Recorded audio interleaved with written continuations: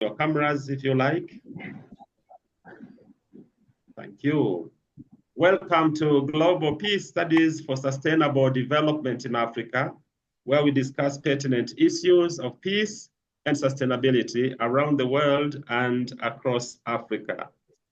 Our theme today is very important, and that's gendering peace in Africa, the question of gender.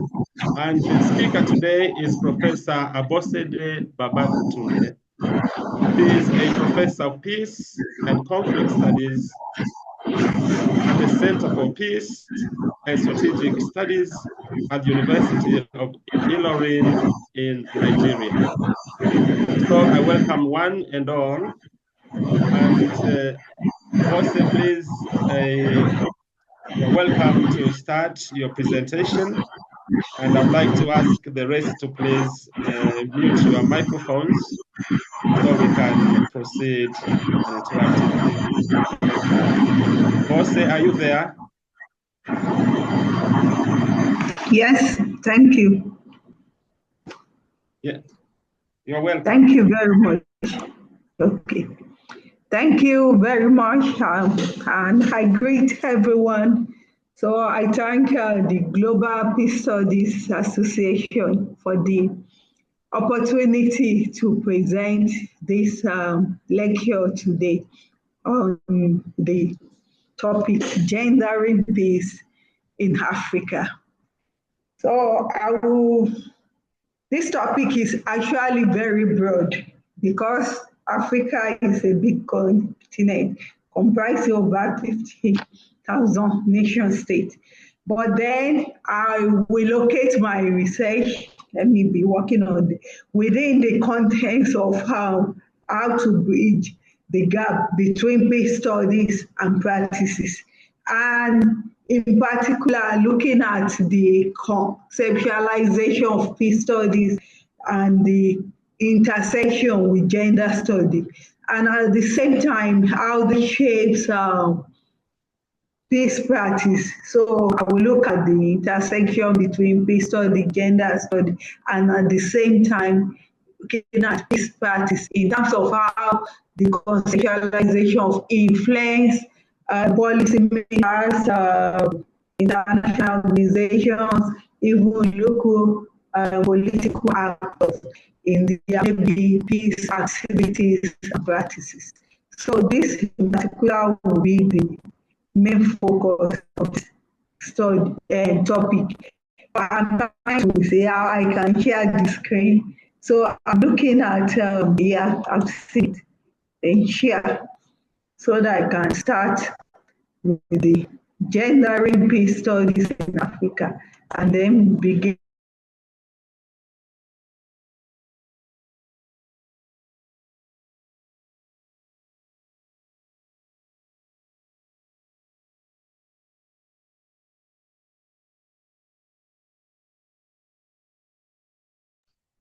I think we've lost sound.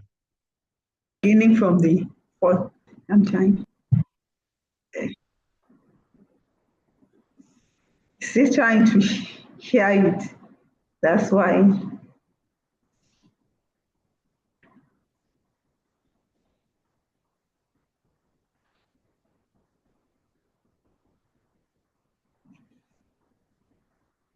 So give me some time. All right.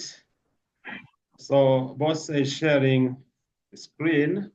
Yes. And we're talking about gendering peace in Africa.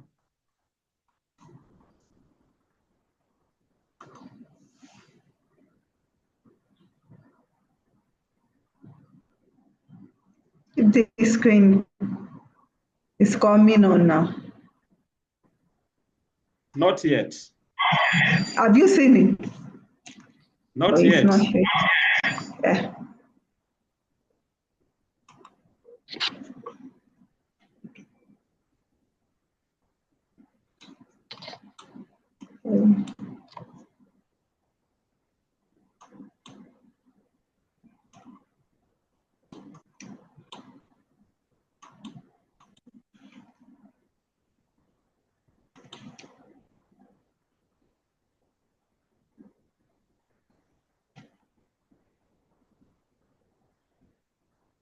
Do you see that arrow? Green, Yeah, I think it's about to you come can on share? now.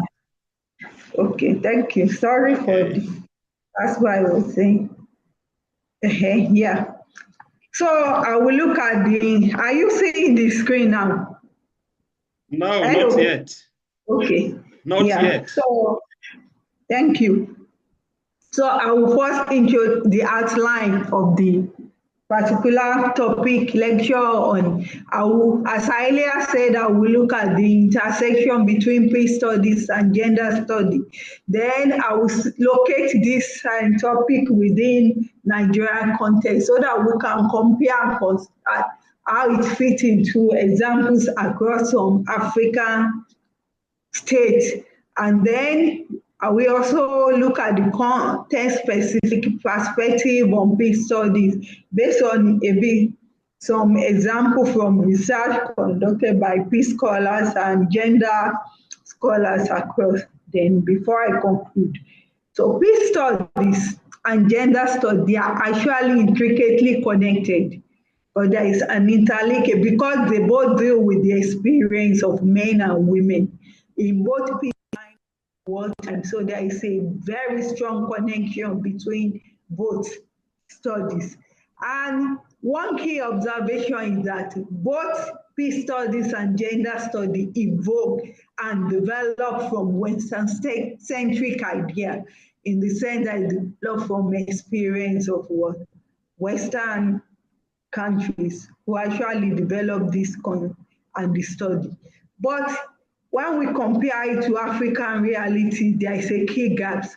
And the key gaps linked to the fact that this Western-based construction is not well suited or tailored to African realities in terms of African experience, but I will come on to explain that. So the conceptual analysis of peace studies have not adequately captured the empirical reality, particularly when we look at the gendered nature of conflict and peace in Africa. So we have to look at it, and in this sense, I'm talking about the empirical realities of men and women, the experience within peacetime and within wartime in Africa, various African societies. So we need to look at this conception of peace studies, the principles of peace study. How does it fit into African context? And peace and conflict research, as Copper and Finley 2014 says that it cuts across boundaries of gender, class, race, nationality.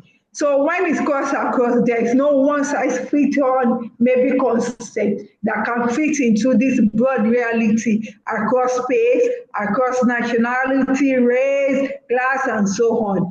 So, and as researchers, we need to be mindful of this, even in our formulating questions, hypotheses about maybe some particular phenomenon linked to issues of peace, conflict, gender that we are researching. And this necessitates what we can call researcher reflexivity in a way to be able to critique how all these concepts fit into the particular phenomenon locale in which you locate your research, in a way that we avoid reproducing what we can call cultural study.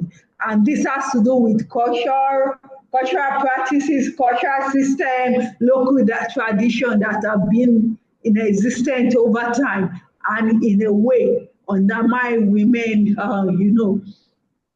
environment and women power, and then in a way put them in a position of subordination within social and gender relations, and in a way that perpetuates what we can call structural indirect violence. And it's also linked to cultural violence because it's about how cultural system practices is used to what justify indirect forms of violence. The African context of the intersection of peace and justice provide diverse realities of varying roles, the position and experience of men and women. And at the same time, all this influence gendered nature and impact of conflict, which is not what static and which varies over time and which vary across different categories of men and women.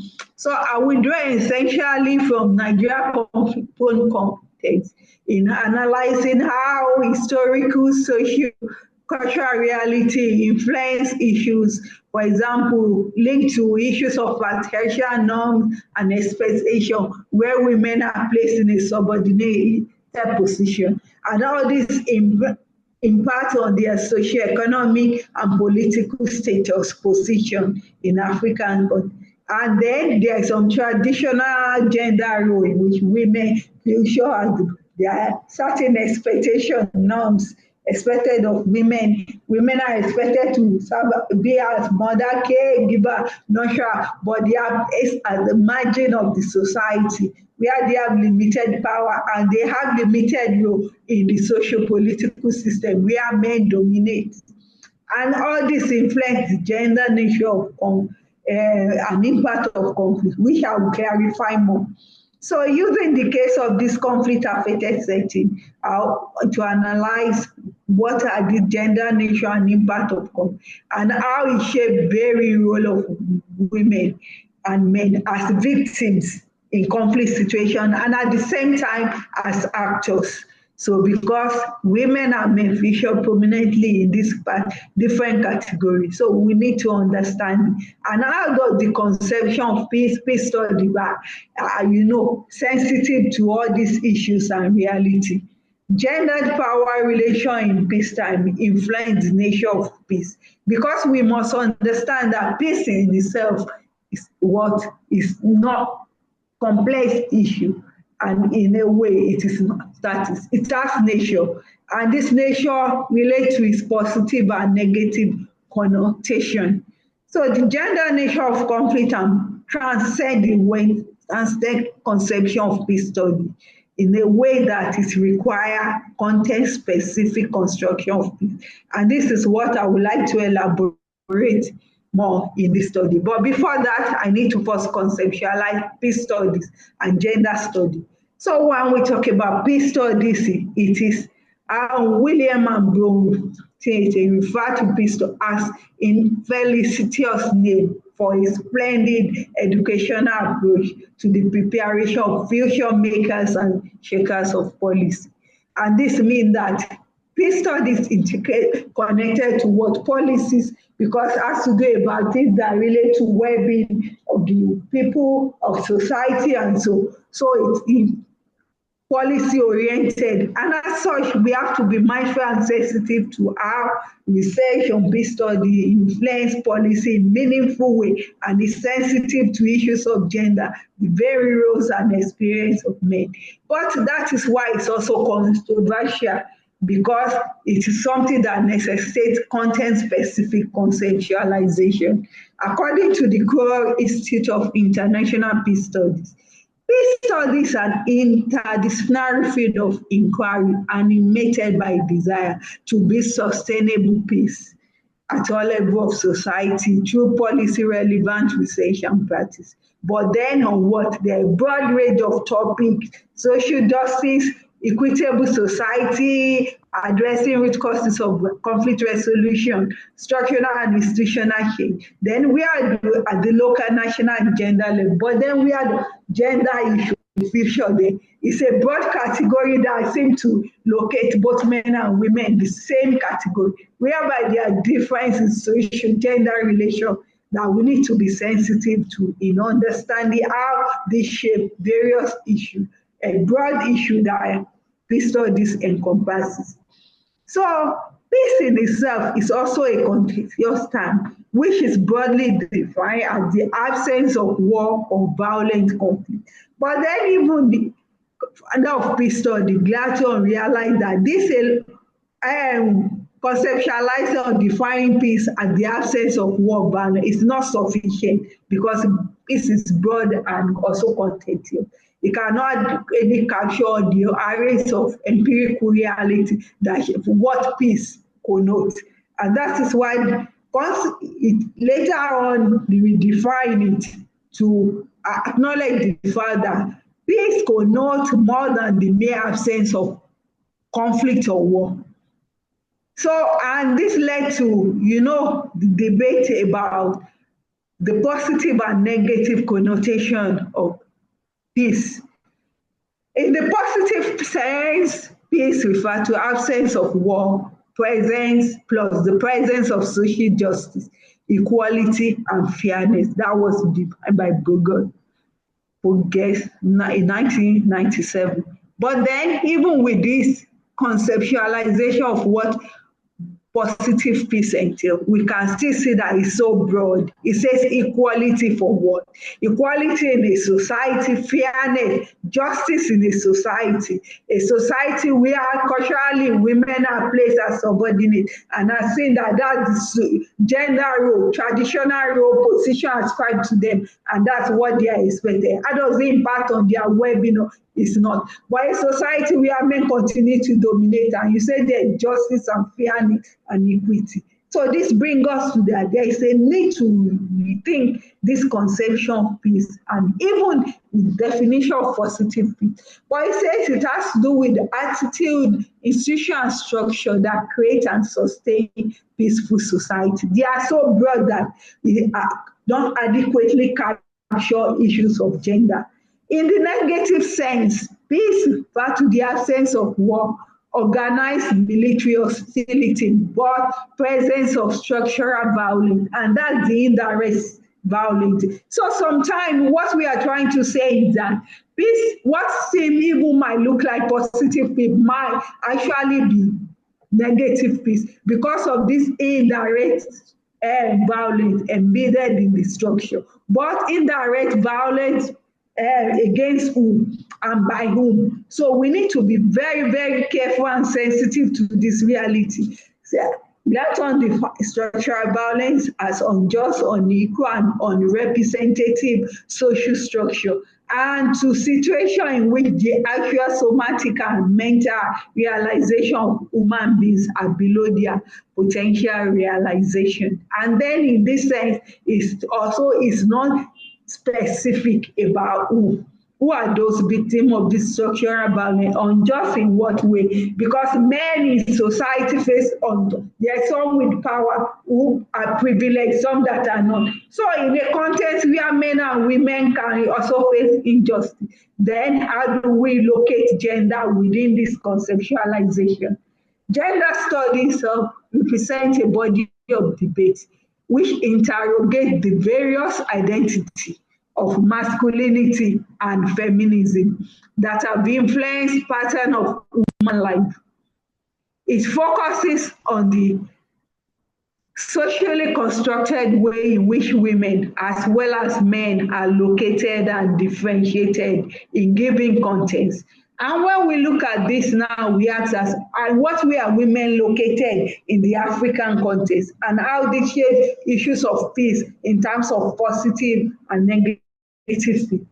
Gender studies seem to be primarily motivated by a desire to appear neutral, and then in the sense that maybe they are not trying to privilege women over men. But at the same time, it's about inclusiveness in terms of how men relate with women. So to advocate for equality, where women and men have equal access to socioeconomic political power. But at the same time, this advocacy for gender may not even acknowledge gender, men domination, even abuse of men, because it might be seen as part of culture. That's why we have various feminist theory, the liberal, the radical, postmodern, with various conceptualization, even the masses, about what constitutes gender inequality and the advocacy for gender justice. And at the other end, it focuses on analysis that recognize inequalities and the operation of power in the social relation of gender. And in this sense, we must also consider how these issues are located in peace studies. Peace studies adequately capture issues of gender, particular issues of women. Why issues of gender feature prominently in peace study? The construction appears to be neutral in the analysis of men relation with women in African context. That is, men domination over the structure of society, political, economy, and so in most African contexts. And then how are we sensitive to the dynamics and the contextual issues that varies across different locales? And this raised these key questions. To what extent has peace research in Africa captured the inequality in gender relation, social and power relation between men and women? How are these captured in peace research and also in practice?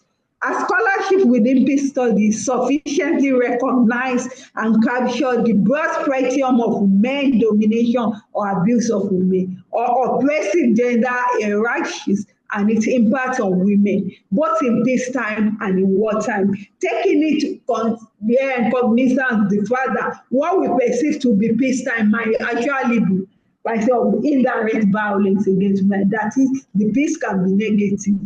So contemporary scholarship on the place of peace in African reality must necessarily question prevailing concepts and theoretical approaches, because this is because the evolution has mainly been distinct from Western experience. Even in Africa, the experience is not static.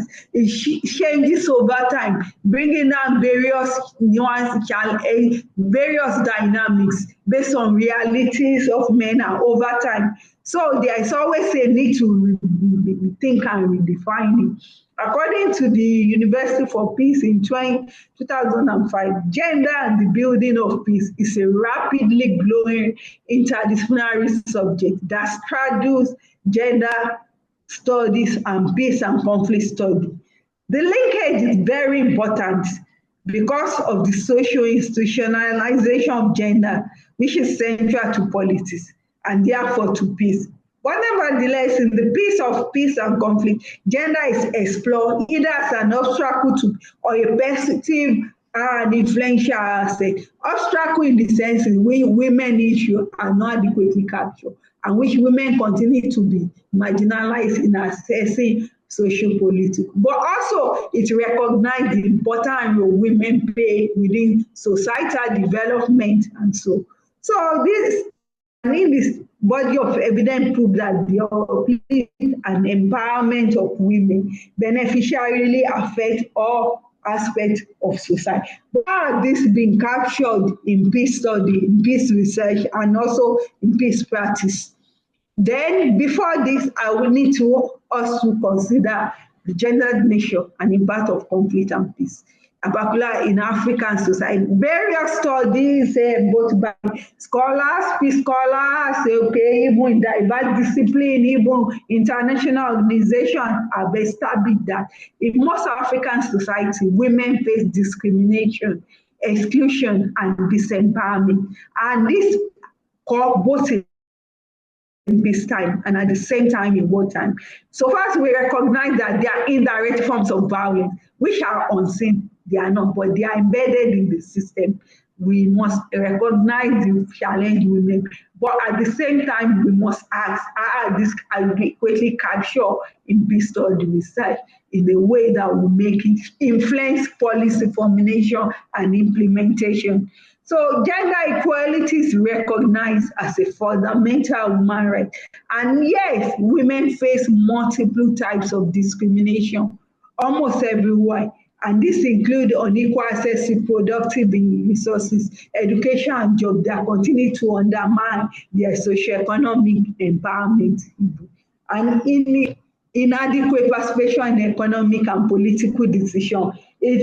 Across various West African society is in Nigerian society, we are still struggling even to achieve the 35% affirmative action.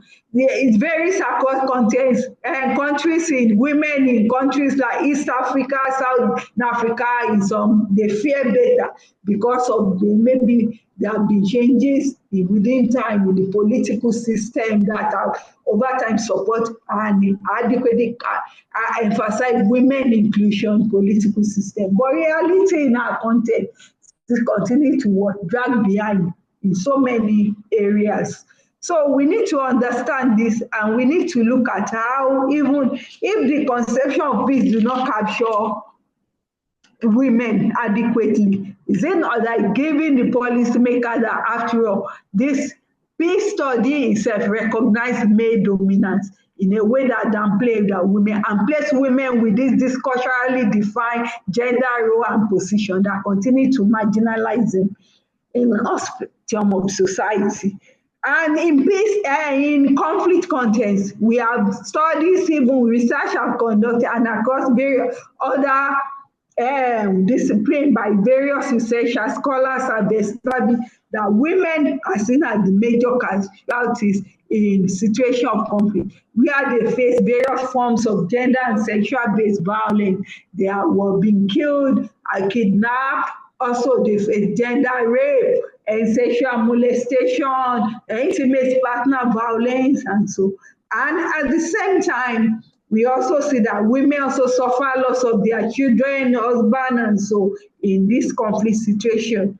Then women also confront indirect violence in terms of what they have become in contending with in peacetime in terms of low socioeconomic empowerment. This amplify their challenge in situation of conflict situation, because while they experience so many armed attack, they also contend with what low economy. And we know armed conflict even exacerbate, this socioeconomic, because of lack of destruction of facilities, closure of market, economic crimes, and so on. So this even amplify women's situation, and that's why we can say truly women are major casualty of conflict. In peacetime, we must understand that if women have been facing gender and sexual abuse that manifest emotional exclusion from access to socioeconomic and political experience. So women face forms of indirect violence that are structural, cultural, symbolic, which are indirect forms that reflect our cultural and social norms and gender and power relations, where men continue to dominate at the expense, and women are seen culturally to be placed and are expected to be in that position of what? Marginalization and exclusion. So in wartime, women also experience gender and sexual, which I've highlighted, and it could be in form of physical, psychological, cultural, and emotional abuse and violation of rights and injustice. So this women experiencing one also complicate and exacerbate their existing, experience of indirect and structural violence. So the case of conflict context in Nigeria, for example, where we have issues of conflict in the Niger Delta over oil resource, where women and men need to face a massive oil pollution that leads to environmental depletion of their environmental resources, lack of viable livelihood, and everyone is content, both men and to access some benefit. But because women have low socioeconomic power, they are not captured in the socio-political structure. They are not involved in, interaction with oil company, the policymaker, Nigerian government who provide resources. They continue to be marginalized in accessing benefit, compensation, even for destruction of their family. Women also, because they lack access to land, control of land. When they have access to land, it is also through their male relative. And this land, they usually place in position of tenant. And because of this now, they are actually marginalized in assessing compensation. And at this time, they lack alternate livelihood. The same thing in the conflict affected setting, Boko Haram, where women continue to face all of marginalization, farmer and other conflict and banditry, various conflict contexts across Nigeria society, and which also permeates some other Africa, and shown established women continue to face all sorts of marginalization and discrimination and abuse, violence that even on. Sometimes women also have to loss of their husband, which places them as the female-headed household without the economic empowerment capacity to be able to cope. So the gender analysis of conflict diverse and also have revealed that women are now looking for coping strategy, dysfunctional because they seek survival for themselves, for their children. For example, I raised issue about women that are placed as female dead axle. How do they survive? How do they cope? How do they be able to cater for their children in particular? In this context, they are looking for varying ways to survive. And the form of survival strategy involves sometimes involvement in criminal activities, and they play varied role as supporter and perpetrator of violence, which also what is make the complexity of this violence, make them more intractable, and it shapes the resilience capacity of armed actors. It has been established women have played role as spies, as that they help to spy, generate information, intelligence for armed group. They have helped them as a mystery to courier weapons, transport weapons from one place to another undetected. But because of this perception that women are peaceful and innocent, so women easily, transport weapons without being detected. They can easily ride it somewhere. And this has also been a factor in the rise and proliferation in Nigeria and other African countries. Women have played role as spiritualists in this sense that, for example, in Nigeria context, in Niger Delta, women are perceived that to have some spiritual power, especially menopausal, which they can do to fortify armed group against maybe merchant court, against gun penetration, and so. And at the same time, women serve as supporter, caregiver for this armed group. They play role as domestic fighter, domestic servants, but they also play a role as direct combatants, where they was direct perpetrator of violence, where they carry gun, they can also comfort the opponent.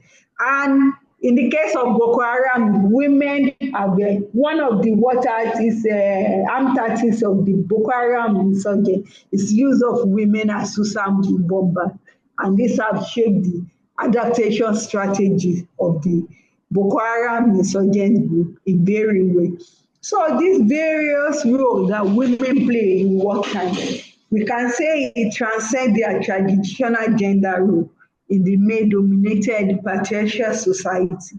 And at the same time, it reflects women's multiple identity and capacity to influence the war tactics of armed group in negative way and to boost their adaptation and resilient capacity. So women have multiple, they can be peaceful, they can also be violent based on how we must also understand how women experience of marginalization and their struggle for survival shape and serve as motivating factor for their changing role as supporter and perpetrator of violence. So the motive for women participation in conflict has linked sometimes might be quest for power when they are marginalized in accessing, can be for economic resources, to fulfill basic need, to support family who have been killed, harmed, and also their need for recognition, to have belonging, revenge, maybe for their relatives that have been killed, and to also at the same time to challenge institutional stratification, which continue to exclude and marginalize women. So when we consider the gender nature and the impact of conflict, we have to understand the fact that it requires that women experience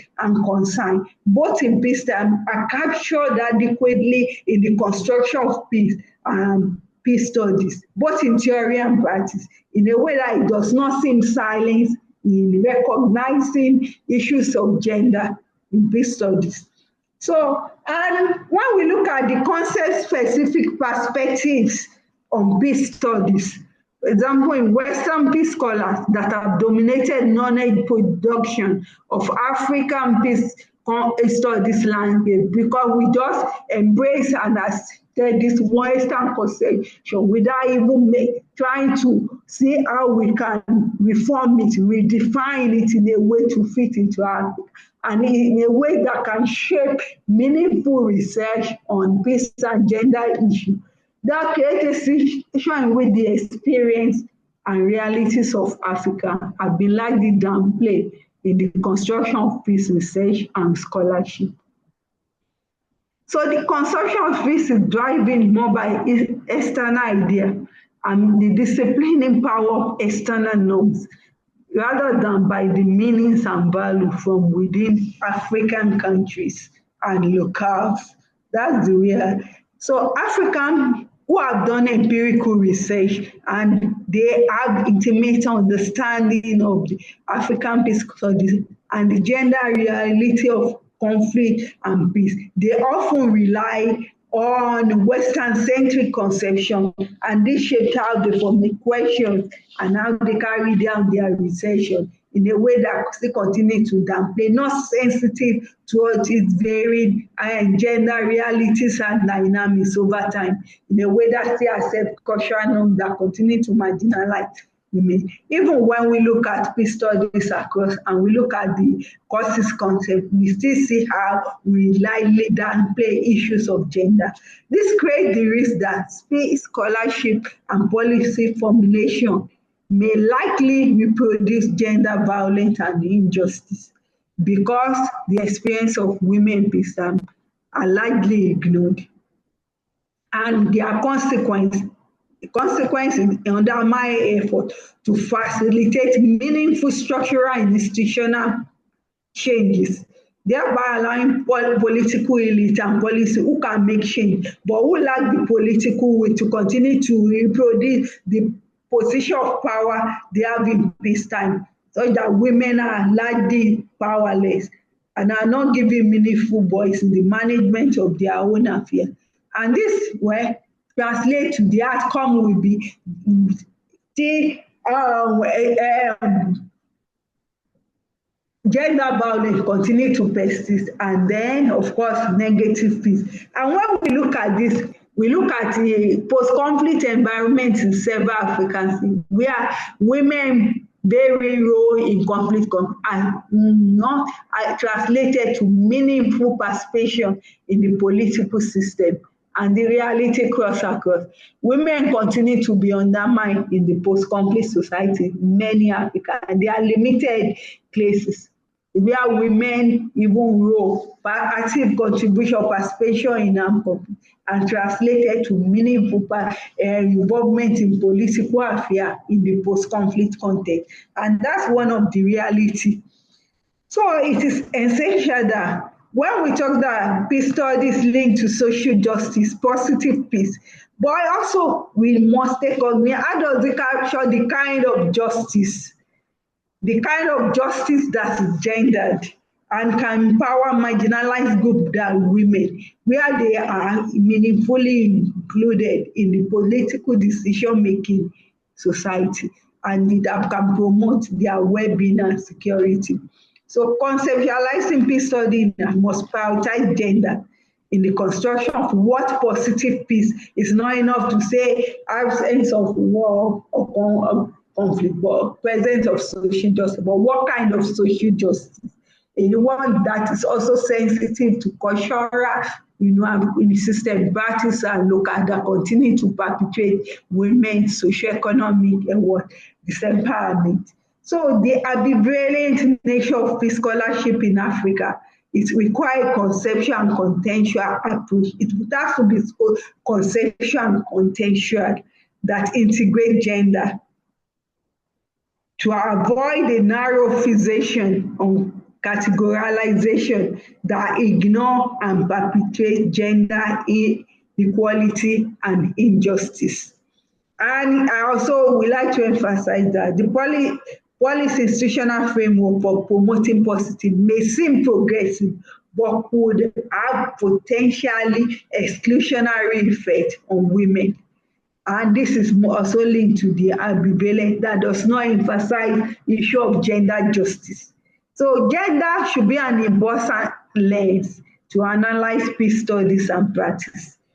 And in African peace studies yet to adequately capture gender violence in peacetime and in wartime in most African societies, because it continues to an external construction with very little relevance to the complexity of gender, social, and power relation in African predominantly patriarchal setting. So this will necessitate a redefinition of what peace entails and what well-being entails for both men and women.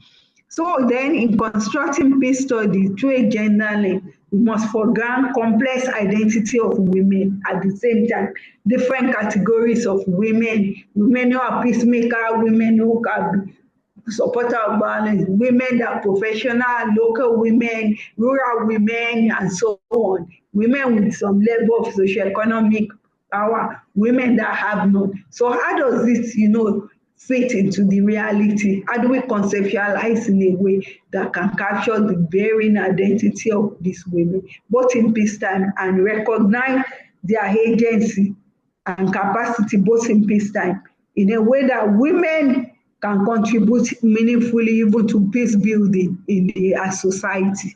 So I conclude by advocating for a more realistic conception of peace studies that can adequately capture the gender, nature, and impact of conflict and peace. And then we need to situating women and men varying experience in peacetime and wartime, requiring it require reforming or redefining this gender-centric conception of peace and peace study program in Africa too, so that we start from the beginning, even in knowledge production and in education, where we bring in clearly issues of gender. So gendering peace studies and practice become imperative, particularly how we see these gaps in research, how it has continued to work, create a significant gap in policy formulation, impact policy reform and action from African government who already lack political will and commitment to mainstream gender in peace and security. So this redefinition of peace studies and research and practice can be a starting point for addressing women exclusion in political decision making, which is not just about increasing women representation at the national level, but also at the local level of decision making. Peace studies and practice that fail to integrate gender risk promoting negative peace. Positive peace requires not only effort to address structural violence, but also gender violence and gender injustice that continue to permeate many African societies. Thank you for your kind attention.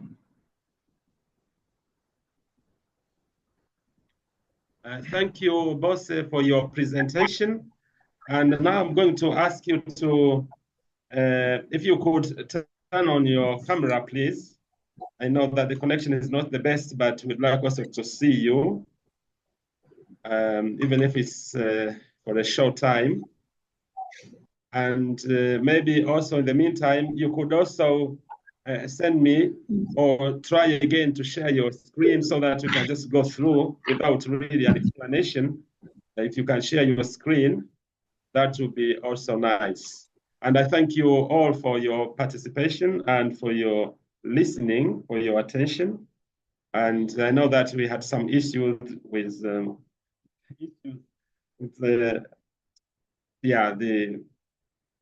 way that the information came out. We are also apologizing for that. But you can also now, you're welcome to ask questions or share your own experience and views about this broad topic of gender peace, gendering peace in Africa, which the speaker has tried to explain very well, talking about positive peace, negative peace, talking about the fact that women face exclusion and marginalization, and that actually leads to or is part of gender-based violence, and that we need to understand or do research on peace, taking care and taking into consideration the context, whether they be cultural or whatever. Bose, do you hear me? Yes. Bose? Yes, I'm hearing you. Can you turn on your camera? Can you turn on your camera, please? Yes, my video is off. It's off, but the network is a bit fluctuating. Okay.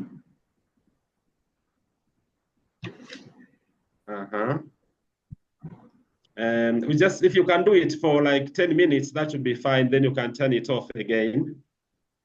Because participants are asking to see you. Because nowadays with this AI, you might not be sure who is talking. We have to keep on proving that we are not robots. And my connection is itself not stable. I can see this. So connections challenges. But yes, Richard, please, you're welcome. Speaking from Ghana. Yes, sir. Thank you so much for today's treatment as well. Gender and peace, can I put across this? Can we, in an area of conflict, can we advise women to be in a group and then be thinking about themselves, leaving the men alone, and see if men will be a bit raising? I'm saying this because men become,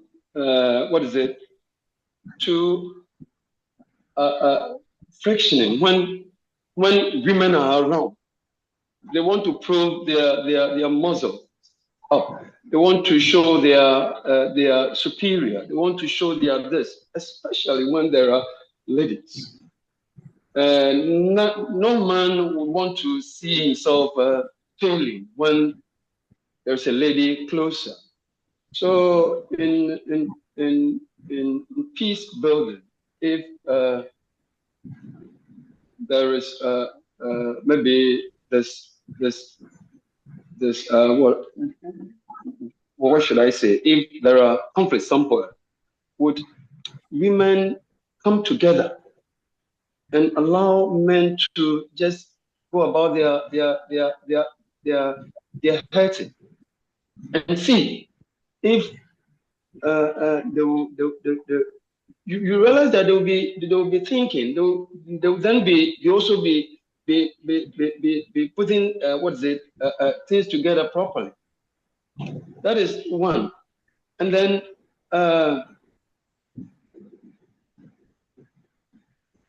the issue of women facing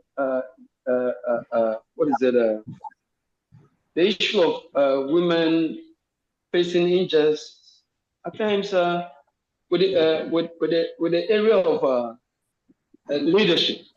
I realized that a woman who is born a leader will work harder for it. There wouldn't be any abstraction. But a woman who wants to be called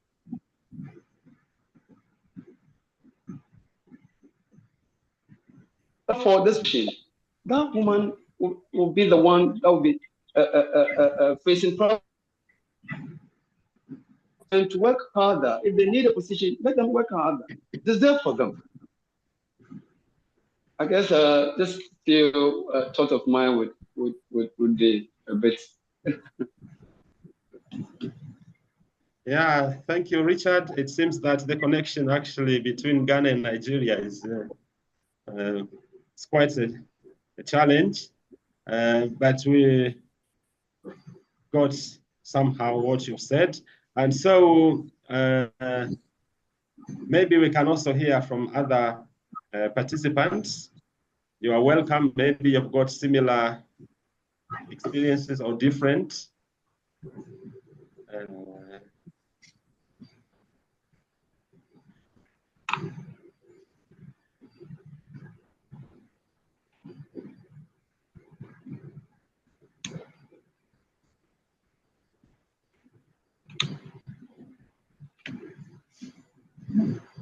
Can I ask you, Mary, whether you have also like you have seen this kind of gender discrimination in your area,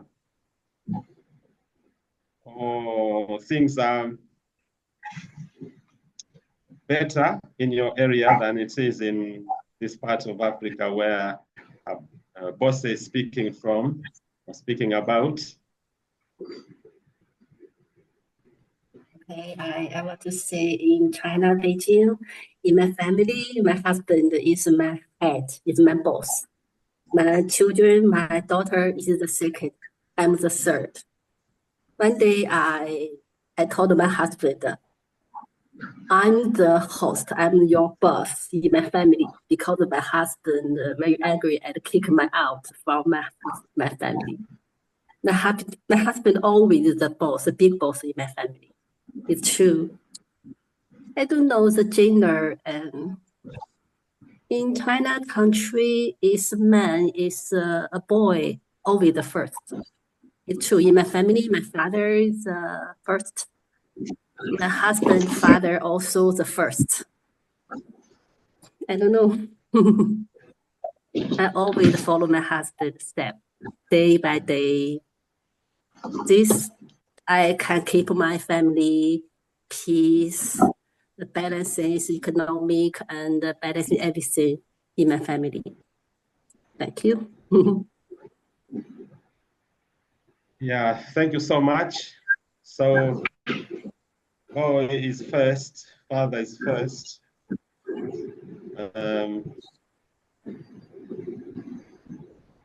Thank you for sharing that, Mary.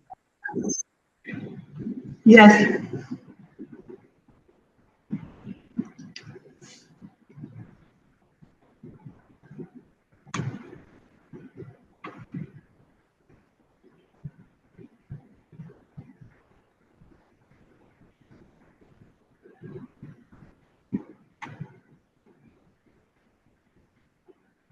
And Bose, are you still able to share your screen? I might respond now. You want to respond?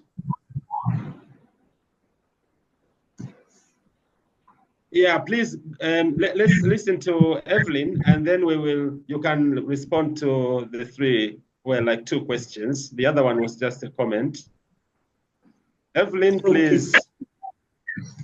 Okay, thank you. So I can reply. Can I respond to the comment? All right, go ahead. Yes, you can. Yeah. Can I reply the comment now? Can you hear me? Yes, we can. Okay, thank you very much. For those who could not see the screen, I try to, I don't know, that's one of the challenge, trying to share screen here. That was why I was considering maybe sending it in advance. Then on the issue of men, they are raised. Somebody raised issue about the fact that women have played some significant role in this building, citing example of maybe farmers and pastoralists where women do some cooking and so.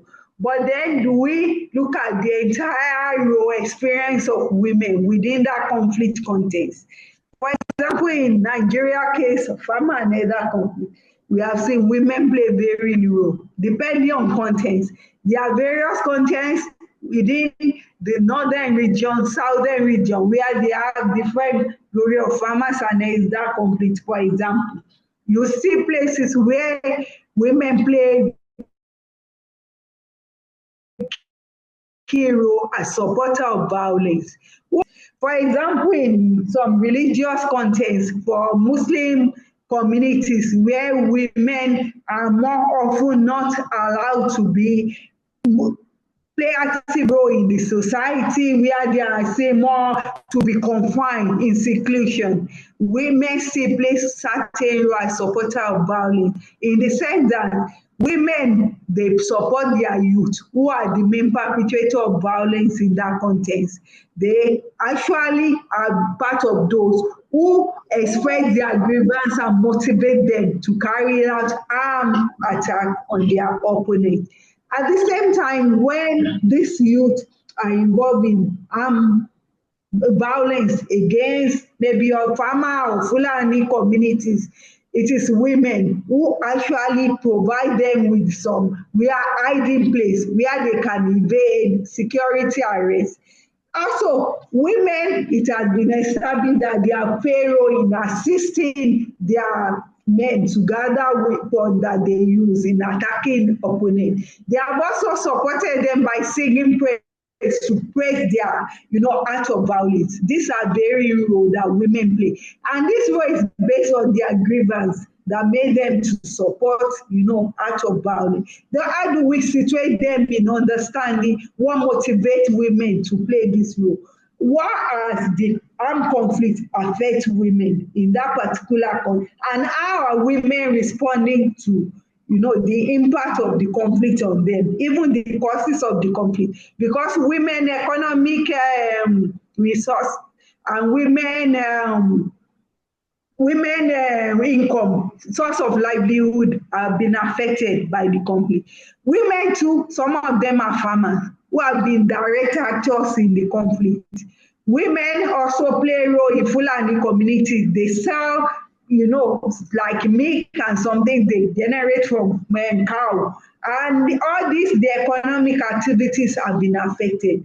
On the second hand, women who predominate trading, who are market women, they how the conflict has significantly affected them, their livelihood, their income. So this also serves as motivation from some of the peace role they are playing. One, they act as informants within the marketplace. They generate information about maybe the next place of attack and so that they pass on to some other women. Also, some women within religious group, they gather together to see how they can appeal to their traditional leaders, their men, to give peace a chance. So these are very role women play as actors and as peacemaker. Even the role they play in peace building, what motivates them. But the point we are saying is that adults, peace and policies and parties capture this very role, and then the very identity of women that also shape the role that they play. So looking at one side of the issue in terms of women play role in peace building in conflict context, what about the role they play in what as supporters, perpetrator of violence? And at the same time, how does it shape our understanding, both definition of what peace study entails, what peace, and how does it impact on the way we carry out research, and how does it impact on policy? When we look at post-conflict contents relating to some of these conflicts, how does this capture the varying experience of both men and women in what? Implementing peace-building policy that can address the grievance of various groups, both men and women. So these are the issues we are saying. So we can continue to place it within the Western sect that promote more of a top-down approach to peace. Peace building practices and what in a way in which women continue to be marginalized, and then promoting a one-sided narrative that does not capture the whole gamut of women experience or realities within conflict affected settings. All right, thank you. Evelyn, are you there? And then we go to Odoch Pido and Jocelyn.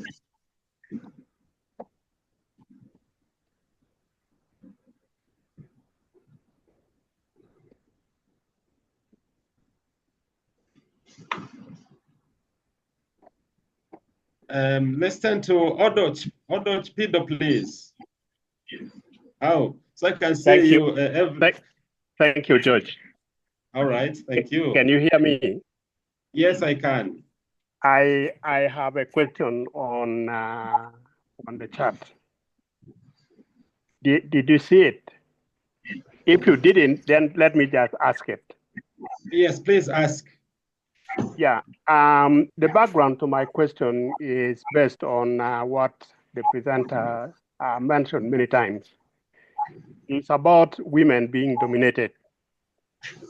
So that is the background to my question. So the question is there a hope that women will one day dominate non-peaceful scenes in Africa? If yes, what are the likely peace implications? Where peace implications include peace studies, peace implications means peace for Africa, and so on and so on. So that's my question. Please, is it Bose? Yes. Madam, So that's my question. Okay. Yes. We respond to that after Evelyn and Jocelyn. Just we have 2 questions or comments, and then Bose can respond to those together. Okay, thank you very much. I think I can respond to the question. And we know that we can see that it has significant implication for Africa. Traditionally, we are seeing women have been placed in position of advocate for non-violence in African society. In the pre-colonial and immediate post-independent Africa, we have significant example of prominent role women have played non-violent struggle, to advocate for systemic or institutional change, to advocate for a system in which women they have adopted only non-violent strategy. But then we see a context now where women too are becoming more involved in violence, both as supporter and perpetrator, because we are in a society whereby women continue to be marginalized, to be excluded in socio-political system. And over time, this breed up grievance aggravation that lead to what? Women are now involved in various forms of criminal activities, and then we see a context where both national and institutional framework to address women, gender issues, gender discrimination, have continued to pay peace, lack political commitment or way to address women continuing exclusion and marginalization. So women are now shifting to the other side, where they now continue to participate actively in violence, and their share continue to work both the capacity and resilience of armed group in negative way. And then we now see a situation where proliferation of different forms of violent harm attack and proliferation, women play a key role there. In other measure of violence that permeates various Africa, we see the impact of women, whether it continues to boost the war tactics and resilience and adaptability of this armed group. These are consequences, these are implications, and I don't see that there will be sufficient action policy-wise to meaningfully address women exclusion. And we are saying in a context where even our understanding, conceptualization, and definition of what peace entails do not capture this issue of gender. It also downplay, research to be able to be sensitive to all these key varying and new role women are playing in diverse conflict contexts at the local, national level. And then these are great significant implications that we have to be cognizant about, and we have to put in place sufficient to address it, both in terms of peace, conceptualize peace studies, and also in terms of violence. And when this is done, we say that policy formulation in a way that we say they will not have some excuse, justification to continue to sideline or marginalize women. Thank you.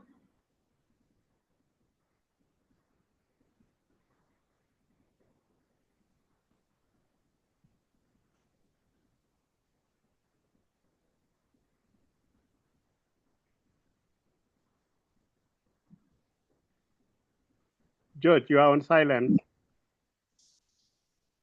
Have you heard me? George is on silence. Okay, thank you very much. George, you are muted. Yes. I just wanted to paint a Evelyn, picture. please, would you like to proceed? And then we go to Jocelyn. Oh, thank you, Doctor. Can you hear me now? Yes. Can you hear me? Sorry. Yes. You called on me, George, is that right? Hello, can you hear me now? Yes.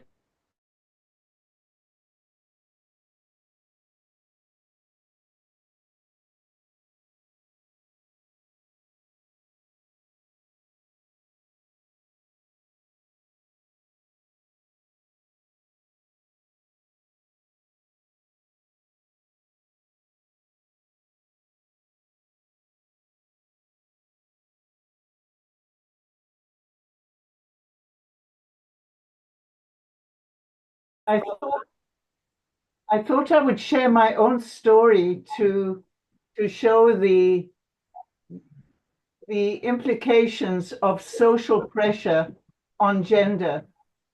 I was raised in Africa and in a very rural community. My father was a very traditional German head of the family. My school in Iringa, Tanzania, suggested that I was university material. And I remember the conversation between my father and my mother. And my father simply said, she will marry. She doesn't need any education. If anything, she should take a secretarial course. So then I was sent to Germany, and my uncle in Germany decided what I needed to be, and he chose that I should be a medical assistant.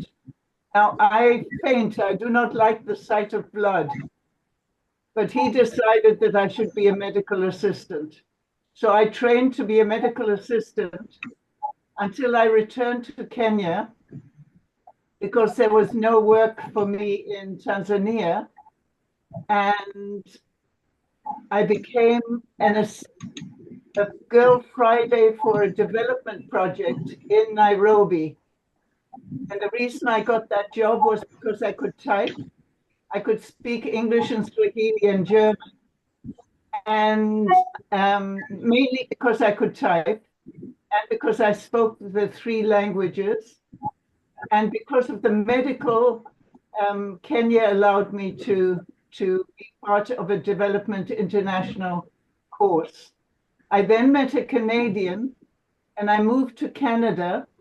And the only job I could get in Canada was to be a copy typist because everything else was not recognized and women could most easily get jobs as secretaries. And it was not until my mid-20s that I realized that I could actually study and have since moved. I would say I thank also my 2 life partners who are both who both have a good gender perspective and supported me in my studies, my work, and my independence. So just to reinforce the degree to which societal pressure can in fact affect the life of one individual. And from a historical perspective, I just would like to reinforce the message that there were times when women were the dominant force in society. If we can go to ancient Egypt, from Isis in ancient Egypt, and see what is going on in Egypt today, again, just to show the complexity and the societal pressure. So I'm sorry for making it so personal, but I thought it would indicate the different pressures that affect a woman.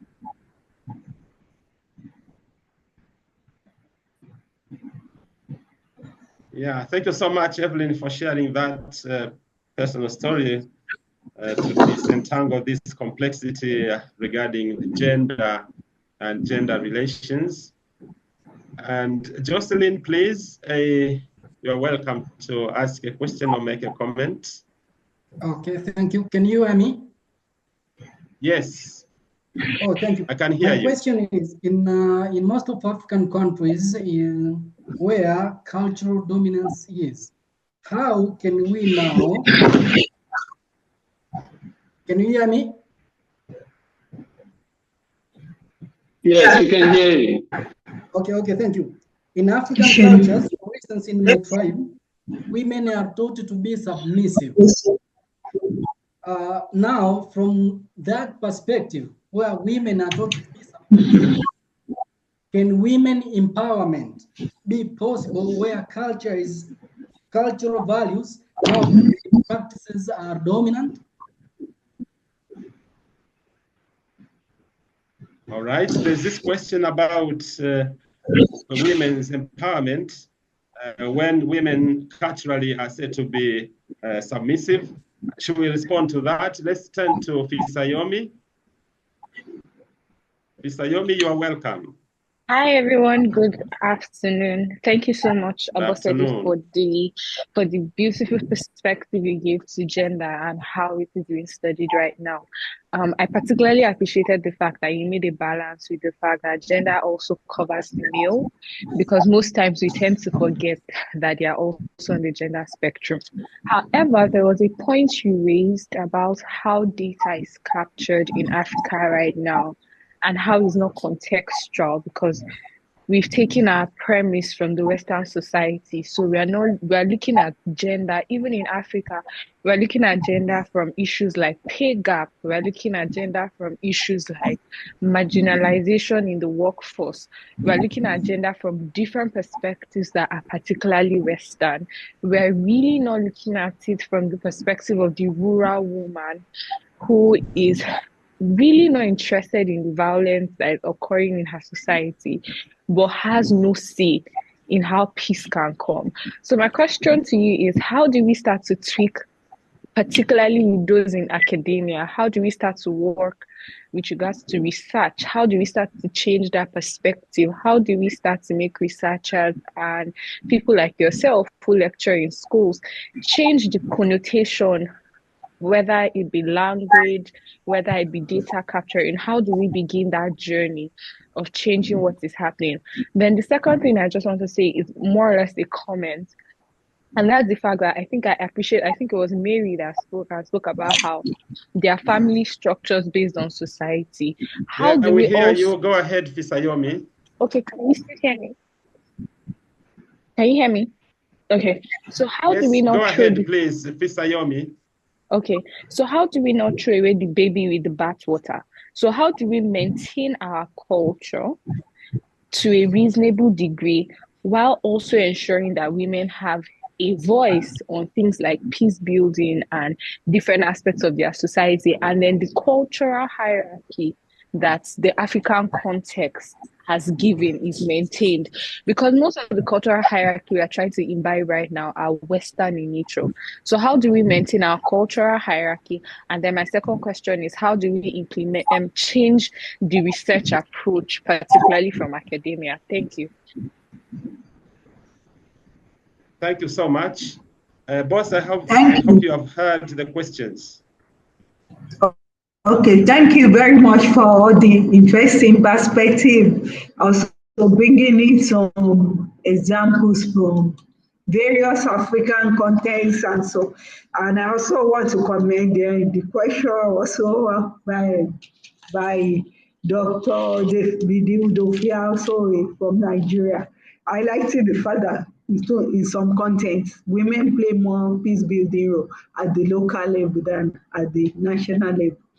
And I think I have said from the beginning, we must look at this issue from context-specific realities across the local, national, local and national, and at the same time, international realities, because, there is a connection between all these levels.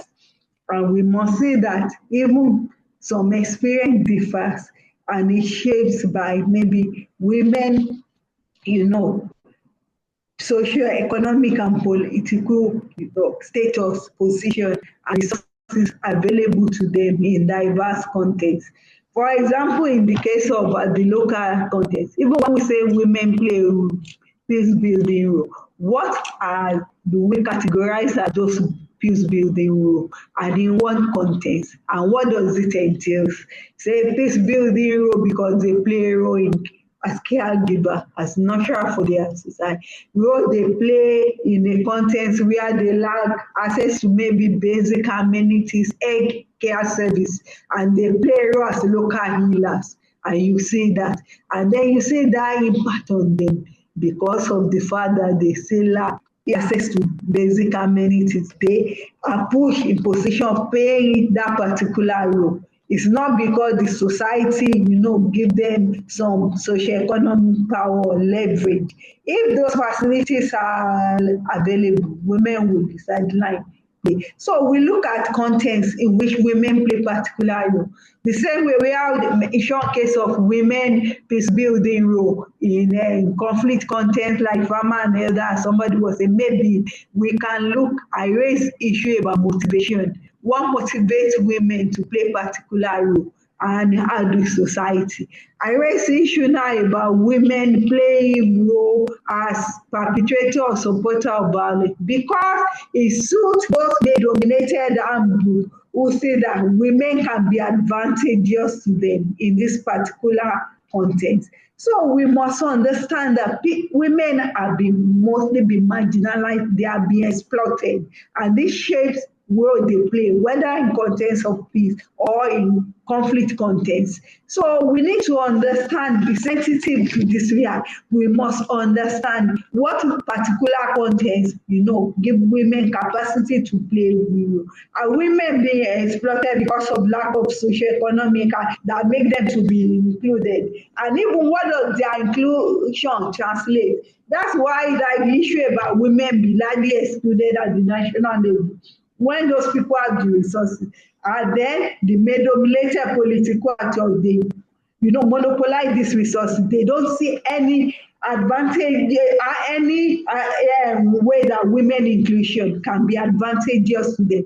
In that case, like them. At the local level, when they have a lot of socioeconomic, challenges, and they see women can be advantageous to certain to fill those gaps, they place them. But does this translate to inclusiveness in the socio-political structure or in the local decision making? The reality is mostly no. So we must look at the content. Women continue, even when we claim women are playing peace building role, is women only being exploited because of what? To fill particular gaps or particular challenge needed. So it's in this context we understand the key challenge. Women continue to play as diverse, spectrum of the society.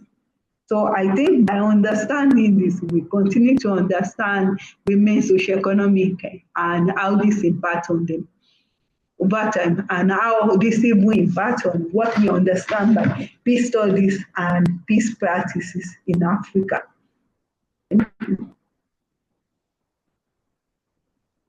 All right. Thank May I you so ask much. a question?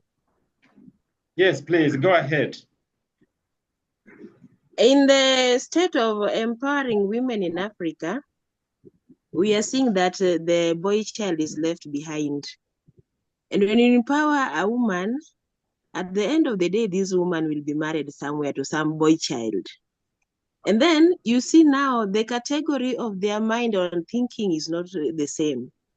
What can be done so that the two genders are empowered at the same time so that peace is really cultivated in this family? Because once one person is more empowered than the other, the thinking capacity is different. So you will get maybe somebody is talking in a way that that is meant for development, and the other person is seeing as if the person is undermined. And then at the end of the day, a lot of femicides are taking place. You get a girl child is killed, not because of anything else, but maybe because of different ideologies in the thinking or in the development. What can be done on the same so that peace is really cultivated in the hearts of everybody? Thank you. Thank you, Sister Esther. Bose, you may respond to that. Hello. I don't get her question very well. Oh, you didn't get the question. She's asking about also involving the boy or boys or boy child, so that their boys are also equally empowered. As we think about like women empowerment or girl empowerment, what about boys? Thank you. I think we have also enforced, as highlighted, how do we redefine this to capture the issue of gender adequately in a way that recognizes that women social justice in Africa also entails gender justice. When we talk about sensitivity to local tradition, cultural system and practice that continue to promote women marginalization. That's one. How do we integrate this into conception of justice, of what peace entails? Then secondly, that our research on peace study, how are we sensitive to all these socioeconomic dynamics? How are we say to position, role, the status and experience of men and women within.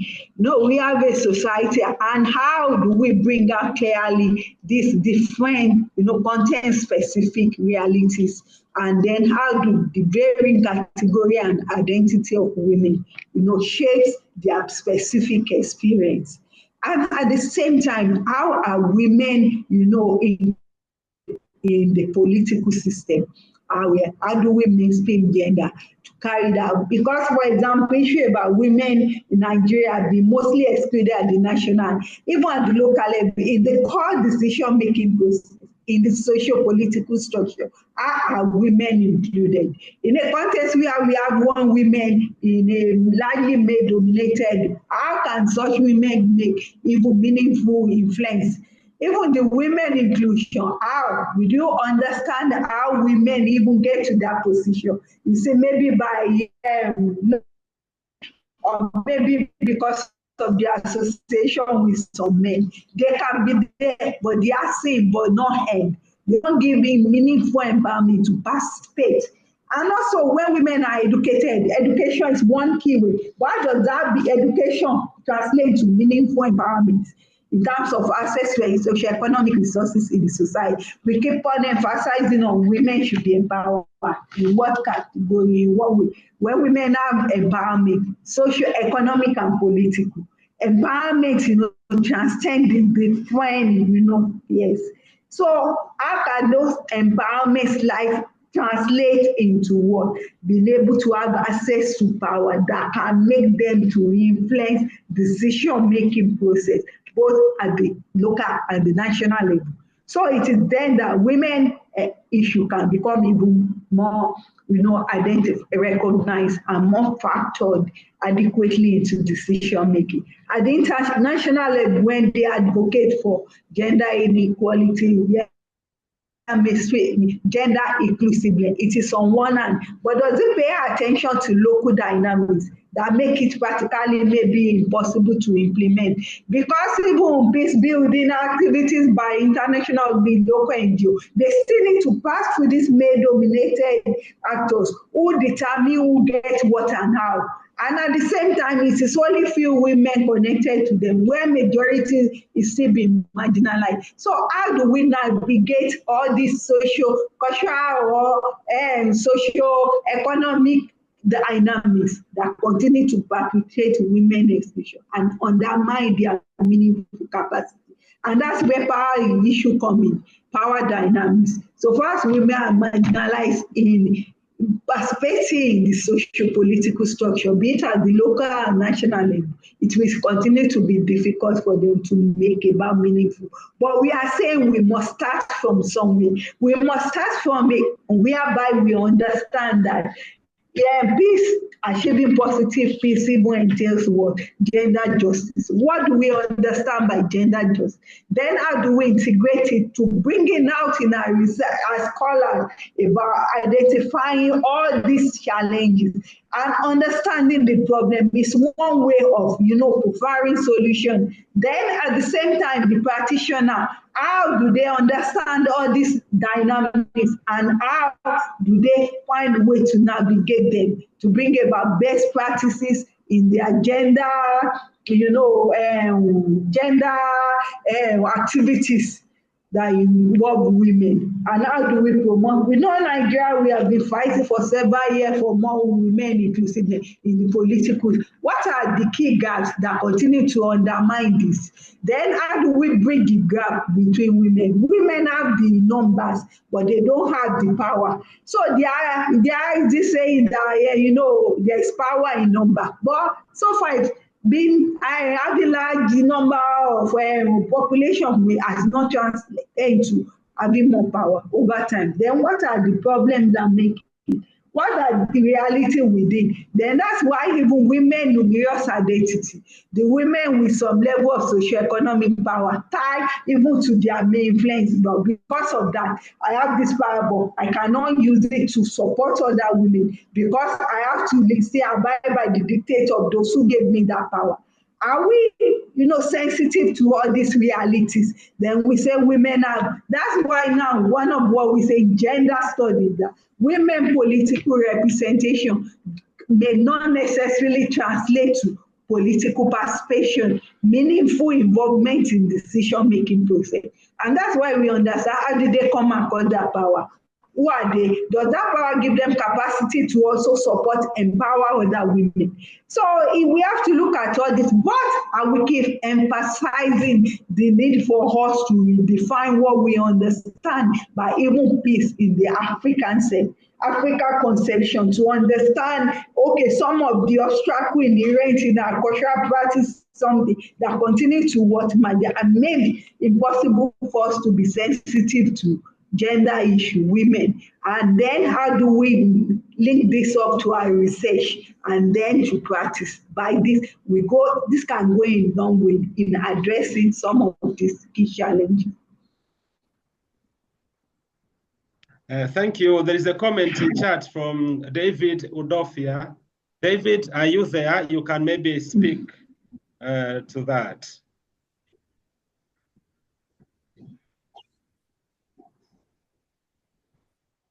He was saying that observation in the field, especially in Nigeria, shows that women play more role at the grassroots peace building level, but minimal at the policy level, so national level, which seemingly has higher impact. Why? Did you see that question, Bose? And maybe I right. also, yes. Can you hear me from there? Yeah, please. Hi, George. Yes, welcome. Sorry that I was trying to connect with the voice. Already you've read it out. So that's a concern because I'm talking out of experience from the Nigerian context, and it's not only in Nigeria, some other engagement has shown that, yes, when we talk about the active role of women in a peace building process, it's more at the grassroots level, at the lower level, in that they are mostly responding or reacting to the issues within their sorry, I can hear there's this. A background sound. Yeah, please proceed. Okay, so what I'm trying to say is that most of the responses from women in peace building has been that of a reactive, responding to conflict as it occurs. So we look forward to, I would like to hear from the presenter, Professor Abosade, how can women play more active role at the policy level, in the sense that women should be seen as a contributing to influencing policy, because at that level, it will have a more impact, since government will take critical decisions to, develop policies that will really address some of these conflictual issues or issues that lead to violence conflict, rather than women being reactive when these conflicts occur. They are now trying to just respond to those occurrences.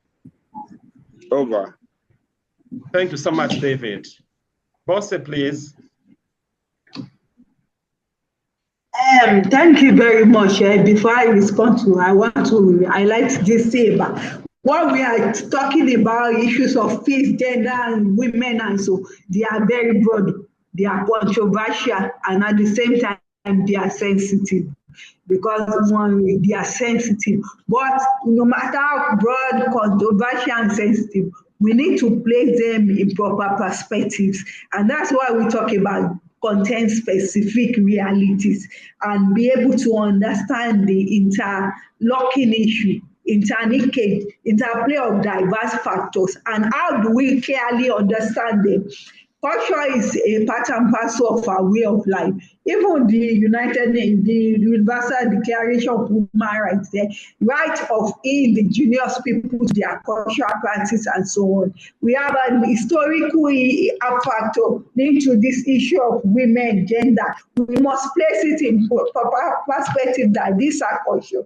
Although culture evolve over time, it can change, but there are still key aspects of, but it's those culture, how do we use it to justify women marginalization? For example, now, capacity to contribute meaningfully to society is not specific. It's not about being a man or woman. A man, a woman can attend education and can make meaningful contribution to their society in diverse ways.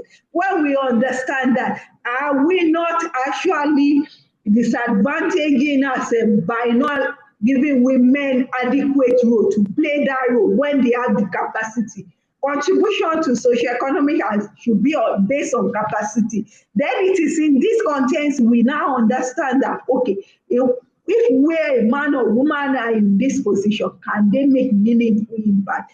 Out of that, we look at it that even feminism, gender issue, very broad. We look at it from the family space, where it evolves. Then we should not place a family affair in the public space in a way. So many studies even have established the key role and contribution of women to society. But then we look at when women are not allowed to make meaningful contribution where they have capacity, how does it impact on the society at the larger level, but even in the local? So we must place each issue in proper perspective. Is it that we are looking from the private of a family affair between a husband and a wife? No, or we are looking at it from the public space where each individual, irrespective of gender, can contribute meaningfully to the society. And when particular gender is being marginalized from playing that role in the society, then we compare changes across Africa over time. We look at contexts where women are giving meaningful contribution to the society. How are those society fair? How are those countries fair? Are they fair better than those?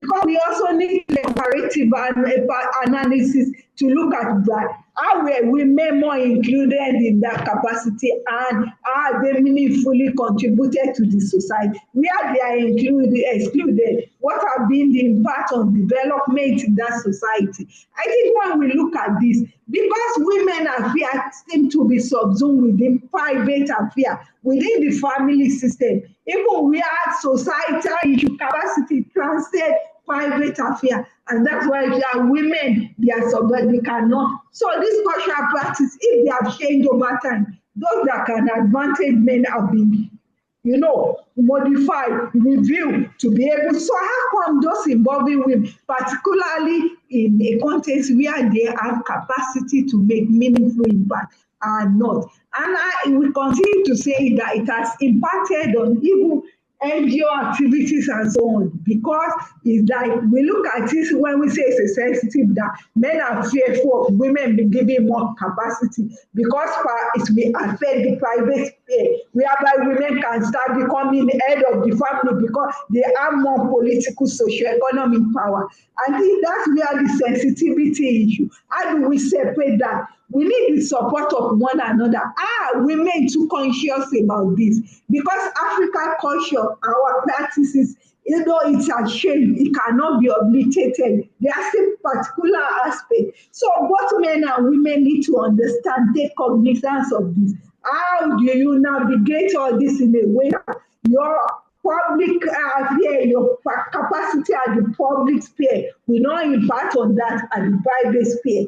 So we must look at it and from both, angle to be able to give a very objective, unbiased perspectives on these realities and how it impacts on one and what can help us to navigate all this reality. women acquire education, women are in all strata of maybe field, discipline, engineer, nursing, technology, and they are making meaningful just as men. So should we deny them this capacity? Even in the political level, they have a lot to contribute meaningfully to their society. But at the same time, women too must be cognizant of how this culture continue to, shape, predominate at the private sphere within the family institution. So how do you navigate your role in the public sphere that will not impact on the one within the private sphere, where I think there is also a predominant fear that women might dominate over me. Also in the public sphere, that when women are given more capacity, and so we need now to translate to where women will dominate in the socio-economic sphere, and then downplay men contribution. So we need to be sensitive to this in a way that we do not, do things undermine the capacity of both gender that can impact it has impacted already negatively on our society, but continue to impact. And now they even drive conflict. Some of the conflict we have, I raise the issue of farmer. Women too are actors, women are farmers.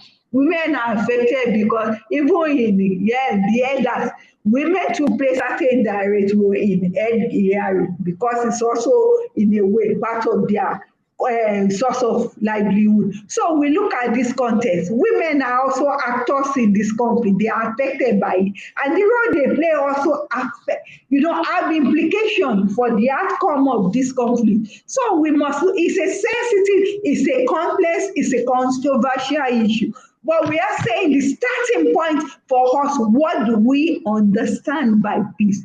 When we understand clearly it's linked to gender, and we look at the consequence of not having a clearly defined concept that capture the gender issue, gender dynamics, and linking it to our research, when we take cognizance of the implication for our society, I think it's a starting point. The policymaker to understand, to achieve positive meaning, it must incorporate both social justice, gender, a social justice that is gender, that also promotes, socio-economic and political, empowerment for women, and how it can contribute. Not by saying it and say, okay, what a woman can do, but say, okay, if a woman can, men can do it. After all, they are the breadwinner. But is it the reality in African society where both a man and woman work, and both of them have something to put on the table in the family? So we must look at all these dynamics, but at context-specific realities in diverse context that can make us to understand more all these issues, and then how to put in place, some measures that can help us to address it in a meaningful way that can promote the larger society. Thank you. Yeah, thank you so much, Bose, for this time, for your presentation. And we have learned quite a lot. And I thank everybody for your participation. I look forward to seeing you all next time. That's next Wednesday. Thank you and goodbye.